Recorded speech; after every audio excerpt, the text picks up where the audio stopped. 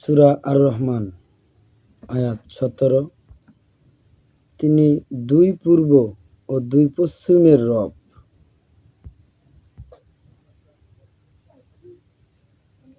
আয়াত নম্বর 18। সুতরাং তোমাদের রবের কোন নিয়ামতকে তোমরা উভয়ে অস্বীকার করবে? আয়াত নম্বর 19। তিনি দুই সমুদ্রকে প্রবাহিত করেন যারা পরস্পর মিলিত হয়। আয়াত নম্বর 20। উভয়ের মধ্যে রয়েছে এক আড়াল যা তারা অতিক্রম করতে পারে না। আয়াত নম্বর 21। সুতরাং তোমাদের রবের কোন নিয়ামতকে তোমরা অস্বীকার করবে?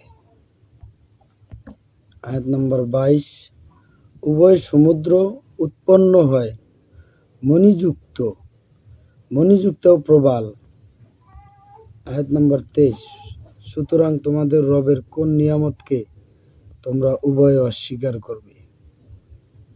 আয়াত নম্বর 24। আর সমুদ্র, চলমান পাহাড় সম জাহাজ সমূহ তারই। আয়াত নম্বর 25। সুতরাং তোমাদের রবের কোন নিয়ামতকে তোমরা অস্বীকার করবে?